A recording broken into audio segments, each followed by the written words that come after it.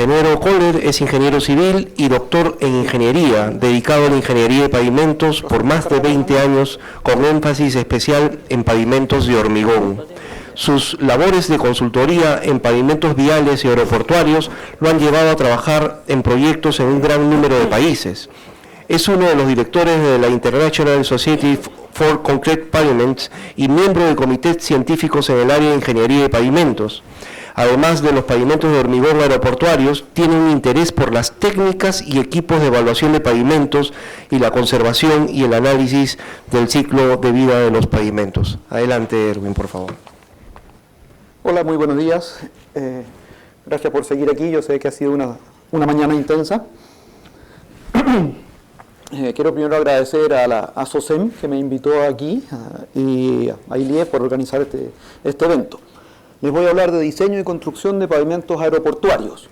Aunque ILIEV es de temas viales, somos un poquito externos aquí, pero a final de cuentas son pavimentos, así que está bien. 3 partes, una introducción, no muy corta, y después de la introducción vamos a ver un poco de diseño y muy poco de construcción al final. Partimos con cosas básicas. ¿Para qué diseñamos y construimos los pavimentos? Para proporcionar un soporte adecuado para las cargas de las aeronaves y lograr una superficie que sea, por un lado, firme y estable, que además sea suave, sin que tenga irregularidad superficial, resistente al deslizamiento durante todo el año, lo cual en realidad aplica a lugares donde tenemos más hielo y nieve, esto del problema de fricción, y libre de escombros u otras partículas. Para cumplir con estos requisitos, tenemos que diseñar y construir el pavimento con un espesor adecuado, y para que no vaya a fallar debajo de esas cargas.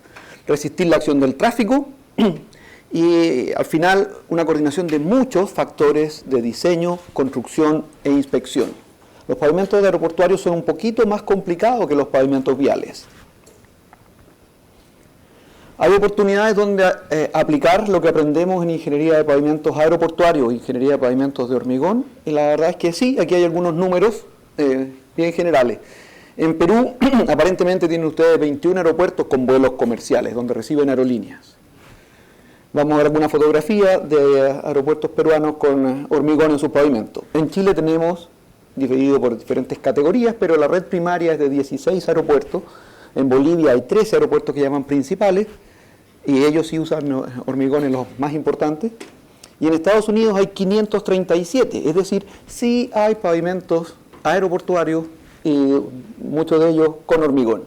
Una estadística, que aparece aquí al final, perdón, es que en aeropuertos el 80% de los pavimentos está en buena condición, que es más alto que lo que en Estados Unidos conocen o han medido como buena condición en carretera. ¿Ya? Una pequeña comparación entre los dos tipos. Los pavimentos aeroportuarios tienen más espesor y una mejor condición superficial. ¿Por qué? Por un lado, las cargas son mayores, y el otro, la presión de inflado de los neumáticos. Ayer Marco Montalvo nos habló un poco de la presión y de los tamaños de los neumáticos, y sí, hay diferencias en la presión de inflado. Algunos aeropuertos del Perú en hormigón, Iquitos es todo hormigón. Jorge Chávez tiene la plataforma, esa no es una foto pero un dibujo. En Arequipa parte de la plataforma es de hormigón. Puerto Maldonado la pista, sí, y la plataforma es de hormigón en Puerto Maldonado, aunque se haya hecho reemplazo de losa. Las 7 diferencias que hay entre los pavimentos de carretera y aeropuerto, ya lo habíamos mencionado, estas son un poco repetidas. Hay menos repeticiones de carga. ¿Por qué? Porque si aterrizan 3 aviones que tienen su disposición de ruedas distintas, no podemos sumarlas, porque pasan por distintas partes del pavimento. Entonces una pasada no es lo mismo que una cobertura sobre el pavimento. ¿Se entiende eso? Si tienen las ruedas a distintas distancias desde el eje, una pasa por aquí, otra pasa por allá, no las podemos sumar. El peso total es mucho más grande de las aeronaves comerciales que las de un vehículo. La presión de inflado, como ya lo decíamos, es más alta. En carreteras, los camiones pasan más cerca del borde, pero en pistas de 45 metros de ancho, como son las más grandes, no pasamos cerca del borde con los aviones. El tráfico es canalizado versus distribuido. En las plataformas, donde suben y bajan los pasajeros, los aviones quedan estacionados ahí por varias horas, y eso es muy malo para pavimentos de asfalto, lo que hace que pavimentos de hormigón se utilicen mucho en plataforma, y peligro de FOD. Vamos a ver lo que es FOD. FOD es la sigla que aparece ahí, Foreign Object Damage o Foreign Object Debris, que son estos elementos extraños que si están en el lado aire de los aeropuertos pueden ser tragados por la turbina del avión. Y si se lo traga y se rompe una de las aspas de la turbina, es algo muy costoso en la reparación y en el impacto al tráfico. Entonces, una buena parte de lo que hacemos en ingeniería de pavimento en aeropuertos es para evitar que tengamos FOD. Hace unas pocas semanas, en el mes de septiembre, salió en Estados Unidos esta publicación, el reporte ACRP 203, que es la guía para recolectar, aplicar y mantener datos de condición de los pavimentos aeroportuarios. Lo menciono aquí porque puede ser de interés para ustedes. Si alguien quiere la traducción al español, nos puede avisar. ¿Diseñamos y construimos los pavimentos? Bueno, para que esté bien, pero tenemos que saber si eso lo estamos logrando o no, y por eso se hacen las mediciones. ¿Qué es lo que se mide? Una cosa importante es los deterioros superficiales, la inspección que hacemos, inspecciones del PCI. También las características superficiales, regularidad, macrotextura, fricción y las dimensiones del ranurado, vamos a tocar también ese tema, y la condición estructural. Esto del PCI es una escala de 0 a 100, probablemente lo hayan escuchado, y en función de cómo está, hay una calificación general y unas reglas generales de si lo vamos a preservar, rehabilitar o reconstruir. Y los que trabajamos en esta área hacemos la inspección del PCI y le reportamos al aeropuerto sus diferentes secciones y sus diferentes condiciones, y además uno puede juntar familias de pavimentos de diferentes edades y predecir el PCI futuro. Para la inspección hay diferentes métodos, uno lo puede hacer de forma manual, caminando y mirando en cada grieta, cada bache, o se puede hacer con algunas otras técnicas que no son tan completas en el sentido de capturar todos los deterioros, pero son más rápidas. En cuanto a las características superficiales, lo mencionaba el ingeniero Becerra al principio en pavimentos de carretera, el IRI. No medimos el IRI tal cual en pavimento aeroportuario, pero la regularidad superficial sigue siendo algo de muy gran importancia. Entonces se puede usar perfilómetros láser como el que aparece en la fotografía o perfilómetros en base a inclinaciones. Pero no solo las longitudes de onda que hacen que el avión suba y baje nos importan, sino que también la macrotextura y hasta la microtextura. Pero no voy a entrar en más detalle. Para la regularidad superficial, como decía recién, se puede usar perfilómetros inerciales o perfilómetros láser. Se puede usar equipos, hay uno que se llama el SurPro, que es en base a inclinaciones, que tiene unas ventajas especiales de que es altamente preciso y nos permite medir en el sentido transversal. Y están apareciendo medidores de irregularidad superficial en las mismas pavimentadoras. Es algo que todavía no está masificado, hasta donde yo sé no se ha utilizado en aeropuertos, pero en carreteras sí, y está creciendo el interés en los contratistas de tener pavimentadoras que puedan, a medida que van pavimentando, conocer cómo queda la regularidad superficial. Esto nació como un proyecto de investigación, como todas las cosas en Estados Unidos, y hay al menos 2 marcas de perfilómetros que van en la pavimentadora, Gomaco y Ames Engineering, y estos equipos muestran el perfil para poder encontrar dónde nos ha quedado algo malo y corregirlo inmediatamente, y además los índices, el índice de perfil y el IRI para carreteras. El perfilómetro SurPro permite el control diario, tenemos que esperar a que frague y endurezca para poder caminar encima, pero se puede hacer el control diario. Entonces, esa es una gran ventaja de nuevo, porque como decía Mario Becerra al principio, tenemos que apuntar a IRIs cada vez más exigentes. Además mide el perfil transversal, que no se puede hacer con un perfilómetro inercial. Es un equipo pequeño, así que es fácil de transportar, y es utilizado como un equipo de referencia, es decir, sus resultados son más o menos incuestionables. Otra cosa de las características superficiales en pavimentos aeroportuarios que se mide es cómo están las ranuras. La FAA, la Administración Federal de Aviación, pone mucho énfasis en construir ranurado en la superficie de las pistas. Y esas ranuras hay que mantener la profundidad y la apertura. Así que eso se mide manual. La última de las características superficiales es la medición de la fricción. No queremos que los aviones vayan a perder el control, entonces se mide. Hay diferentes equipos, no existen correlaciones, entonces en función del equipo que uno usa en aeropuertos son los umbrales con los cuales debe regirse para hacer la intervención o el umbral mínimo. Entonces hay diferentes tipos de equipos. La primera fotografía me parece que es en Arequipa con el concesionario, y los otros son un equipo que permite levantarlo cuando no está midiendo y baja cuando está midiendo. Pasando ahora a la parte estructural de la evaluación de los pavimentos, existe lo más importante y archiconocido es la deflectometría, llevar el deflectómetro de impacto y evaluar cómo está el pavimento de hormigón. Golpeamos en el centro de la losa para obtener los módulos, además golpeamos en el borde y en las esquinas. Las esquinas nos permiten identificar estructuralmente si hay vacíos o falta de apoyo. Pero además está este otro equipo que es más o menos nuevo, un tomógrafo de ultrasonido, que nos permite conocer el espesor en el hormigón y además si es que pusimos o no pusimos las barras de transferencia de carga o las dovelas y la inclinación, porque barras de traspaso de carga que estén mal orientadas no ayudan, perjudican, porque la trabazón entre una losa y otra hace que al contraerse se agriete. Entonces, si colocamos dovelas es importante que queden bien colocadas, y si queremos saber cómo quedaron, no hay muchos equipos y este es uno que permite entonces conocer la orientación de las barras de transferencia de carga. Si entramos en diseño, la FAA, la Administración Federal de Aviación, tiene una guía, esta es del 2016 y cubre bastantes temas, pero en particular, si pensamos en diseño de pavimento aeroportuario, el espesor, las juntas y la superficie. Aquí hay una lámina que la he puesto en inglés para que vayan a creerme exactamente que no estoy inventando. En la primera línea, many rigid airport pavements built to current standards already provide useful life in excess of 20 years. Muchos pavimentos rígidos construidos a los estándares actuales ya han entregado más de 20 años en servicio. ¿Ya? O sea, se diseñaron para 20 años con las herramientas que había en ese momento, pero, qué buena suerte, han sobrevivido estructuralmente más de 20 años. Para lo que nos gustan los pavimentos de concreto, es una muy buena señal. Esto fue dicho hace poco en un seminario de ALACPA. La sigla ALACPA es la Asociación Latinoamericana y Caribeña de Pavimentos Aeroportuarios.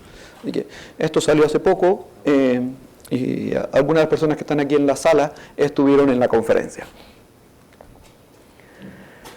Entonces, lo primero es lo que yo acabo de contarle, que los pavimentos de hormigón han brindado vida útil. Los pavimentos flexibles puede que cumplan estructuralmente lo que deseamos, pero rara vez llegan sin que les tengamos que hacer algo funcional.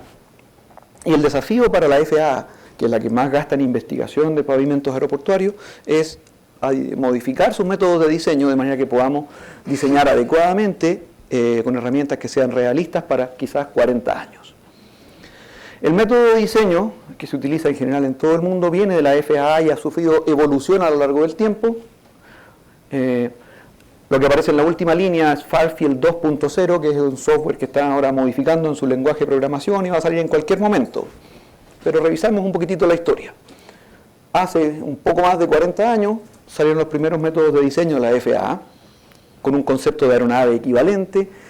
Se introdujo la idea de esto de que variación lateral, los aviones tienen diferentes posiciones de la rueda y además no siempre aterrizan justo en el eje, y hay que tenerlo eso en cuenta. Para el valor de soporte se utilizaba la placa de carga para obtener el K y la ecuación de Westergaard para las tensiones de borde. En el año 78 aparecían estas cartillas que se mantuvieron por un buen tiempo del cómo diseñar. ¿Ya? Entonces entrábamos con la resistencia a la flexión, el área de contacto, el número de ruedas y la cantidad de operaciones o despegues. Después apareció el software y se fue perfeccionando el método. No voy a entrar mucho en detalles, excepto en el sentido de que hay algo que se llama el daño de fatiga acumulado, una ley de Meiner, que se utiliza en la MPDG y en todas las herramientas actuales de diseño, que cada pasada sobre el pavimento va consumiendo una pequeña fracción de la vida en fatiga y se deben sumar para saber cuándo es que va a fallar. Farfield se ha seguido mejorando en el tiempo, en particular ya no utiliza las ecuaciones de Westergaard para diseño de soluciones, sino que elementos finitos para pavimentos rígidos, y se está acomodando a los nuevos trenes de aterrizaje que van apareciendo con el tiempo. Ese aparato que está ahí es una máquina de ensayo acelerado, algo bien entretenido. Bueno, no, debiera decir que no es entretenido porque lo único que hacen estas máquinas es pasar sobre el pavimento una y otra vez, miles de veces. Es decir, no es entretenido lo que hacen. Pero los resultados que salen de usarlas en investigación son bien sorprendentes, porque nos permite aplicar en unos pocos meses el tráfico equivalente a varios años. Entonces, la FAA tiene un centro de investigación el NAPTF, National Accelerated Payment Testing Facility, donde no podemos entrar todos porque hay que tener las clearance de seguridad para poder entrar. Ahí en la máquina instalan tren de aterrizaje de las aeronaves y lo hacen circular, y ya lo han hecho por muchos años. Y esta herramienta ha permitido ajustar los métodos de diseño. Aquí hay una imagen de elementos finitos en 3 dimensiones en la respuesta de un eje Tridem. Se sigue ajustando las ecuaciones actuales de Fairfield para el modelo de falla. No voy a entrar en detalle. ¿Qué nos dice esta guía de diseño en la parte de rehabilitación que se puede usar? Reparación de losas de espesor completo, reconstrucción de las losas con concreto, hacer un refuerzo no adherido y losas prefabricadas. Losa prefabricada, de nuevo, es algo interesante, no tan masivamente distribuido todavía, pero significa sacar la losa y llevar una nueva. En principio es muy simple. La gran ventaja de utilizar reparación con losas prefabricadas es que las fabricamos en otro lugar con mucho cuidado.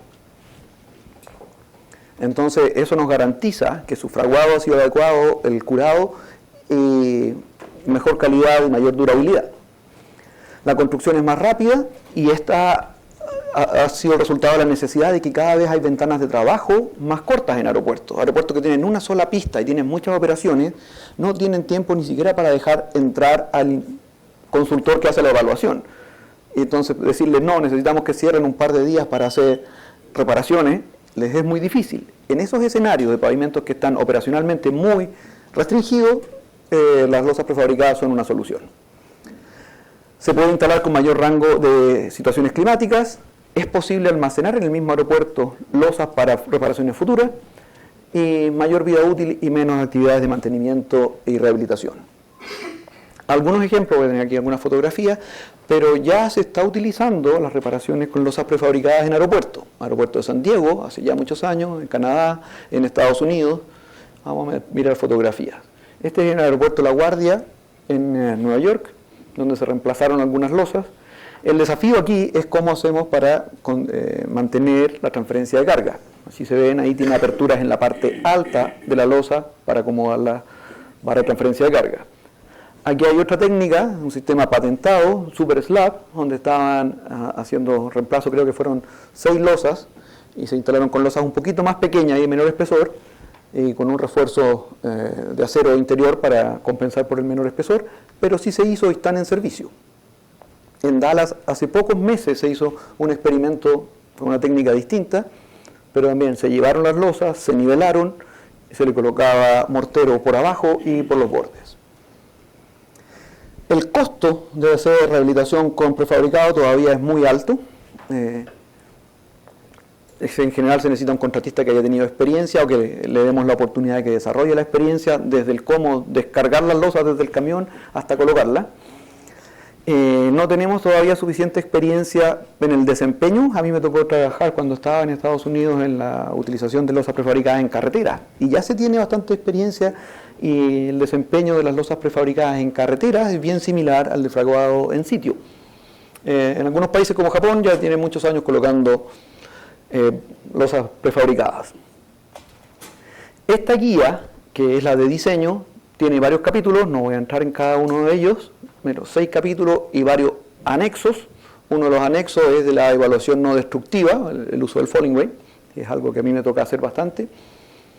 Pero metámonos en el capítulo 3 de esta guía, bien momentáneamente, diseño de pavimento. En el capítulo 3 tiene varias secciones, el 3.14, pavimentos rígidos, el diseño de pavimentos rígidos. Y si estamos en el 3.14, hay la parte de resistencia a la flexión del concreto. La STM C78 es la que se utiliza para evaluar la resistencia a la flexión. Se recomienda resistencia entre 600 y 750 PSI, eso es lo que pide.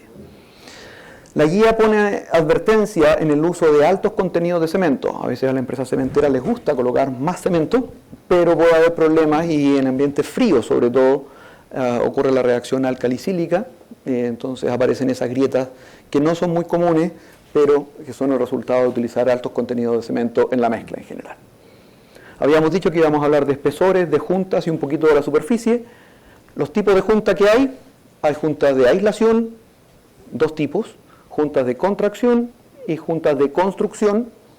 Hay que tener en mente aquí que en pavimentos aeroportuarios no solamente existen las juntas transversales que necesitan transferencia de carga, sino que también las juntas longitudinales. Entonces el patrón de instalación de las juntas en pavimento aeroportuario es diferente. Y la guía incluye ahí el espaciamiento entre las juntas, que depende del espesor, pero no se hace más de 20 pies por 20 pies, y qué tipos de dovela, su diámetro y su espaciamiento. Así que todo aparece en la guía, no voy a entrar aquí en detalles.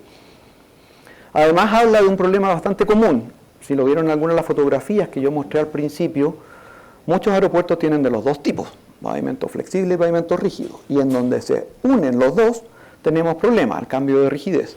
Entonces también habla de la transición entre el pavimento rígido y el pavimento flexible, típicamente con un sobreespesor. Y de la superficie, no vamos a mencionar nada más, pero esto de las ranuras. Para evitar problemas de fricción, y en particular cuando hay episodios de lluvia muy intensos, no queremos que el agua esté aposada en la superficie, el ranurado es algo que permite evacuar el agua. Entonces, los ranurados se hacen con maquinaria similar a la que se usa para el cepillado, el diamond grinding, que aquí en Perú han estado trabajando, y así quedan las ranuras. Un poquitito ahora acerca de construcción. De nuevo, Mario Becerra esta mañana nos mostró un montón de fotografías de construcción. Yo aquí no voy a hablar mucho de construcción. Pero sí que la guía circular de asesoramiento de la FAA para construcción de pavimentos aeroportuarios salió recién en su última versión hace poco, en diciembre del 2018. Y tiene algunos cambios bien importantes que afectan a los que nos interesan los pavimentos de hormigón. En esa guía incluye bastantes temas de construcción, no solo pavimentos de hormigón, sino que todos temas de construcción de pavimentos aeroportuarios, movimientos de tierra, cómo hacer para una capa de base flexible, como lo que nos hablaba Jorge, bases rígidas, superficie de pavimento flexible, superficie de pavimento rígido, que es el material que llama P501, y algunos otros temas misceláneos como los sellos en la junta, las demarcaciones y cómo hacer el corte de estas ranuras del ranurado. La guía es bien clara de que si se utilizan fondos de la FAA o fondos federales en Estados Unidos para construirlo, tienen que hacerse tal cual como sale esta especificación del material P501. ¿Ya? En nuestros países aquí en Sudamérica no nos paga la FAA, así que en realidad no estamos obligados. Pero lo tradicional es que sí seguimos y hacemos caso a estos como recomendaciones y depende de cada uno de los estados, cada uno de los países, si lo adopta como obligatorio o no. Pero lo que yo les estoy mostrando es lo que tiene la FAA y desde hace menos de un año atrás. Para pavimentos de hormigón, el estándar es pavimentos con juntas, los típicos JPSP. ¿Ya? También permite utilizar pavimentos de otro tipo, los CRCP. No sé si los conocen, pero los CRCP son pavimentos con refuerzo continuo. Tienen barras de acero igual que las losas de los edificios. Entonces, no tienen juntas. No son muy comunes en aeropuertos, pero sí en carretera. Y si hacemos CRCP en aeropuertos, hay que hacer el mismo método de diseño y resulta el mismo espesor, entonces, que si fuera con juntas. La base estándar es un material granular de buena calidad, un P154, pero si tenemos aeronaves de alto peso, no podemos utilizar bases granulares, sino que nos pide la guía que utilicemos bases, ya sea con asfalto en caliente, o base tratada con cemento, o econocreto. Ahí hay otro lugar en la estructura del pavimento donde utilizar cemento, entonces. ¿Qué es lo que cubre esta especificación de construcción en el material 501? Requisitos de los materiales, diseño de la mezcla, todos los cementos, agregados, aditivos, los métodos de construcción, control de calidad, criterios de aceptación, que nos vamos a referir a continuación, métodos de pago y factores de ajuste. En esta última versión ya no hay granulometrías, ¿ya?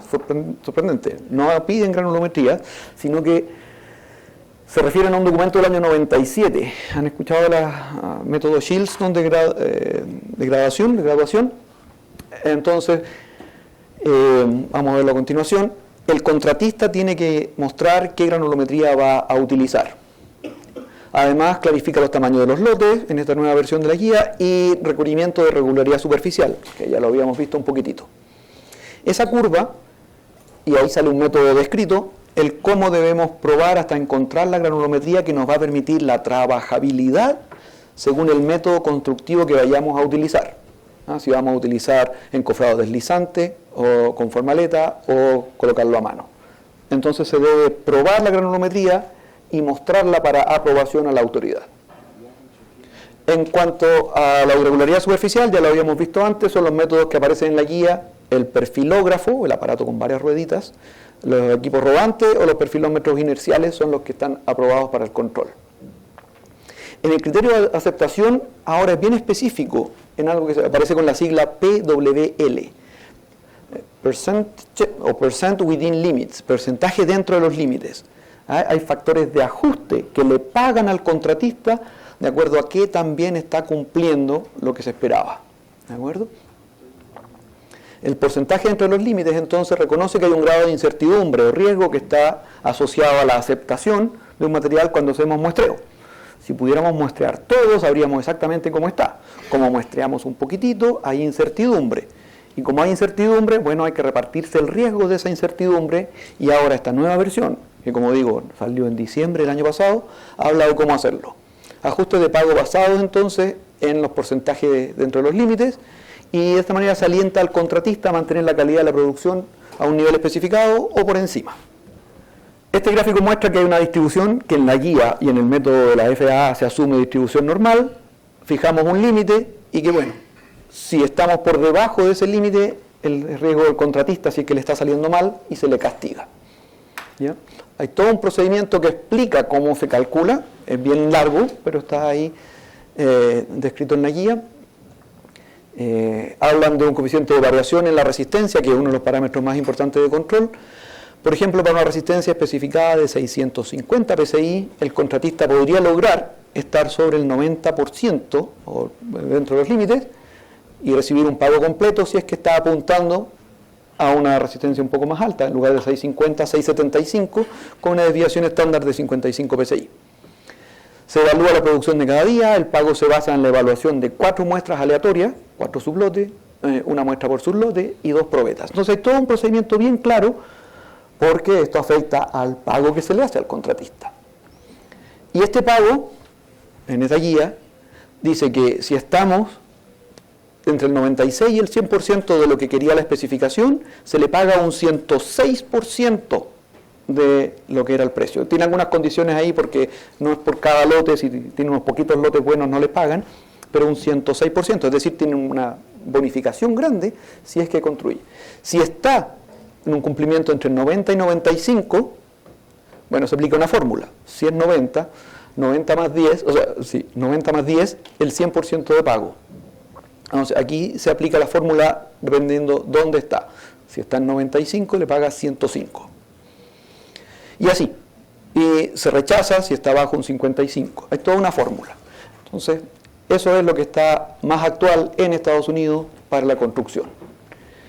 Y alguna fotografía, pero de nuevo, al lado de las que mostró Mario esta mañana, se ven muy feas las fotografías que yo traje de construcción. Y con eso cierro, entonces revisamos un poco de los aspectos generales de pavimentación, un poquito de diseño y un poquito de construcción, y con eso termino. Muchísimas gracias.